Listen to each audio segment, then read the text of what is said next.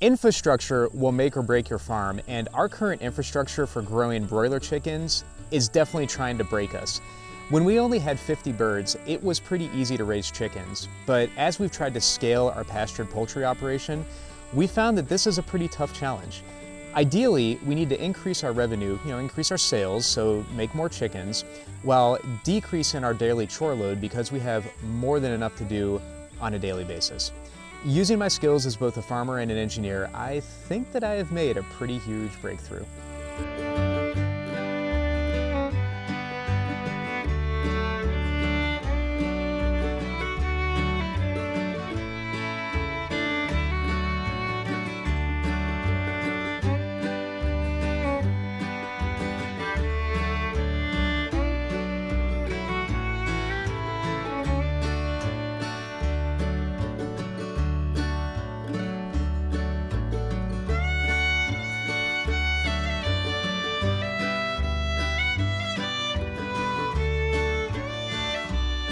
Our existing chicken tractors just weren't scaling with our business, which is growing, thanks be to God. And if we want to scale to meet our customer demand, we need to do something better. So we took a risk. We went out and spent $5,000 on the Cadillac of chicken tractors, the Happy Farmer 9x24 mobile chicken coop. In this video, I'm going to give you the good, the bad, and then finally our purchase recommendation so you can make a decision as to whether or not this type of investment will help you scale your pastured poultry operation to the next level. Let's get ranching. So let's start with the good. And I think one of the most important things in today's day and age is customer service. I cannot tell you how sick and tired I am of poor customer service, especially like AI chatbots and that type of thing. I just want to talk to a person, especially if I'm spending some money. And I know in 2025, $5,000 is like the new $1,000, but if I'm going to spend some money, I want somebody to talk to that I can like interact with and ask questions and have a human conversation. You know what I mean? So these guys, the Happy Farmer Group, have been absolutely fantastic from a customer service standpoint. One of the things that I was always taught, and I truly believe, is that everybody makes mistakes. And in our chicken tractor, there was a bag of hardware or a couple bags of hardware that were missing when the tractor was shipped to us. I texted Daniel, the owner of Happy Farmer. He immediately put me in contact with the fabricator, and they gave me a list of hardware so I could go out and buy the hardware on my own if I wanted to, just to get this thing built and get it done ASAP, because farmers are always running up against a deadline. And they also offered to send me a couple bags of hardware overnight just to make it right. That's awesome customer service. Mind you, this was after hours on like a Wednesday or a Thursday or something. Daniel totally didn't need to respond to my text, but because he cares about his company and he's a small business, he happily did, and that means a lot in my book. Item number 2 is the exceptional build quality and design.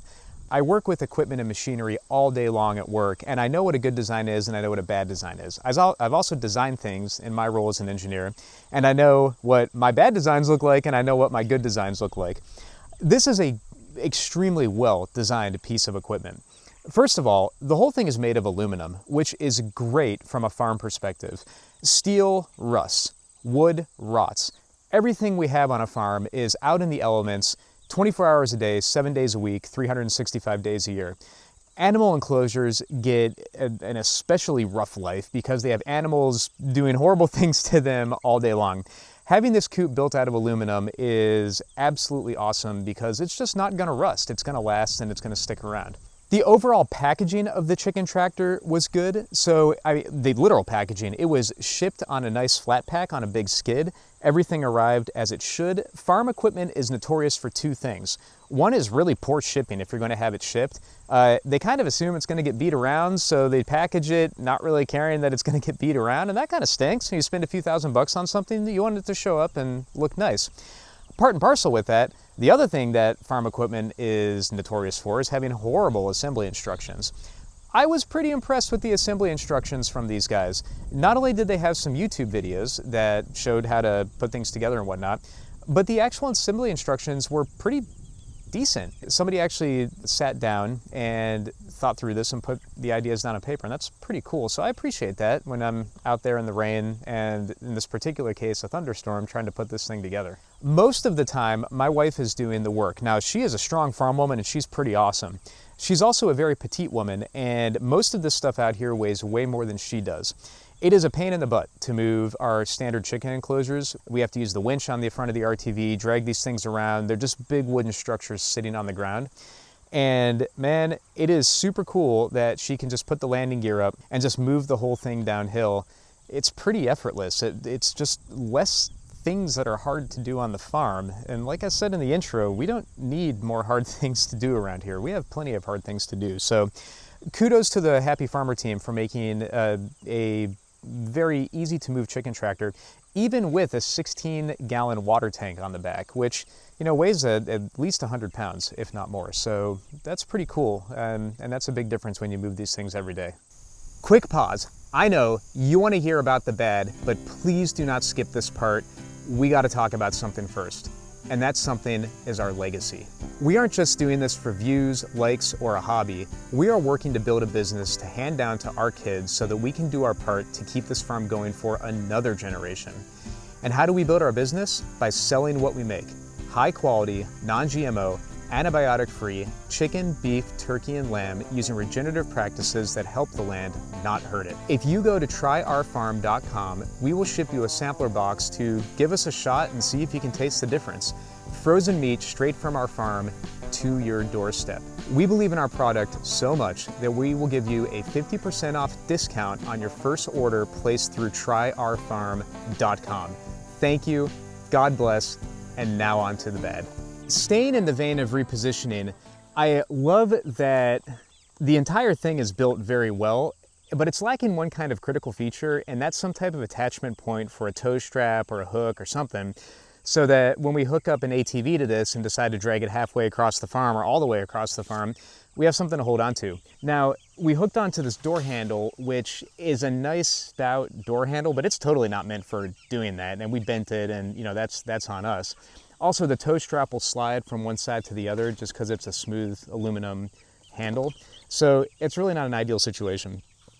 Even if we had a big deck over trailer, which we don't, which would be the preferred way to move this, a nice big deck over that you can just hoist the whole thing up on and then, you know, tow it with a tractor or a truck someplace, there's still no place to attach a strap to pull it up onto the deck over. So, you know, Daniel, if you're listening to this, it's the small stuff, because this is a great piece of equipment, but having some mechanism for pulling it around for bigger moves or for transfers or whatever would be awesome. That'd be fantastic. It's kind of a pain to get in this thing and set feeders up.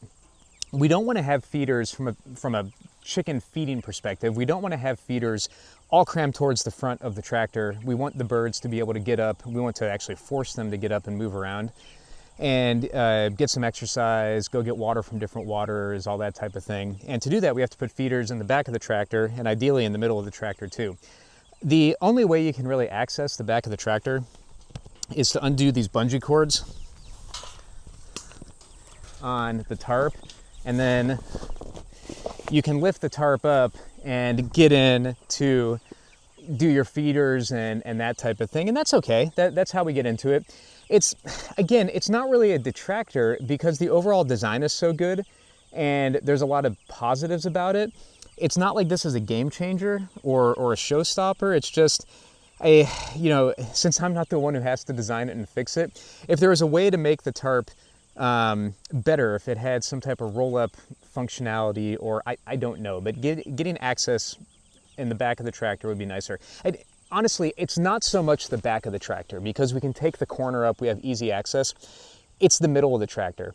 If we try to undo the bungees in the middle of the tractor, it just doesn't, you can't create like enough slack in the tarp to lift the thing up to get inside of it, if that makes sense. So access is everything, especially if we want to put feeders in the middle.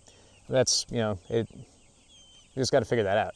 I know I'm going to get somebody in the comments that's going to be like, John, you dummy, it has feeders built into it. Why are you putting your own feeders in? And it does. These feeders are awesome. They're made of aluminum. They're an exceptional nice design. I cut holes in the side of the tractor so that I can pass the feeder through, so I can fill it from the outside. And then the inside of the feeder where the chickens eat is actually inside of the tractor so that no predators can get in or anything, and the chickens can eat, and I don't have to open up the top of the tractor to fill the feeders. The only problem is that we're on a 12 on, 12 off feeding schedule with our birds. So these Cornish cross chickens, if you're watching this, you probably raised them, you know that you just can't feed them 24 hours a day unless you use a lower protein feed. We grow our birds out in 9 weeks and we use a 22% feed, so we cannot feed them that feed 24 hours a day or else it will kill them, which means we have to take away their feeders every night. The problem that we have with these built-in feeders is that there's no way to shut the food off. That's not a detractor really. I know this is in like the bad section of the video, but that's not the fault of the designers. It's actually, those are really nicely designed feeders. Somebody put a lot of effort into thinking those things through. It's just more of how do we integrate that into our overall feeding strategy and our chicken strategy. And you know, I don't have an answer for that yet. So it's just something we're working on. We put the feeders in place, we don't use them, but they are there if you do a 24-hour feeding schedule with a lower protein feed. You can use them and they work really, really, really well. That said, if you're gonna do a 12 on, 12 off type of thing, I wouldn't spend the extra money on the feeders because you're probably not gonna use them unless you are smarter than me and can figure out how to turn them off. So what's our final recommendation? Well, in 2025 dollars, this entire chicken tractor costs about, well, just a little bit under $4,500, and that's using our coupon code LHF50, which gives you $50 off the purchase price. That's a code we got just for our customers. We earn a little bit of affiliate commission off of it, just helps support the channel. But if you use that code, you're right about, you know, $4,500 for this thing. When I build our standard chicken tractors, which are, I think, a derivative of the Simpson chicken tractor, if I remember correctly, by the time I get the lumber and I get all the pieces parts from Home Depot, I'm about halfway there on that cost because things are crazy expensive. If I factor in my time to build it, which last time I built one of those, it took me a solid day and a half on a weekend. There's just a lot of labor that goes into it. That's a lot of money if you factor what my time is worth. And I know that farmers don't tend to include their time in things, and I think that's a silly mistake because our time is our most valuable resource. But I have a lot of things to do, and if you look at where my time is best spent, it's best spent building new pasture, improving infrastructure, doing the big projects. It's not best spent building chicken tractors. So you have to decide what is best for you. If from one business owner to another, if you are trying to grow your business, time is the most important thing you have. It is easy for us to be over frugal as farmers, and I get it. Like, you don't want to go into debt, and you want to be frugal, and you want to be a good steward of your money, and there's not a lot of money to go around, especially in farming.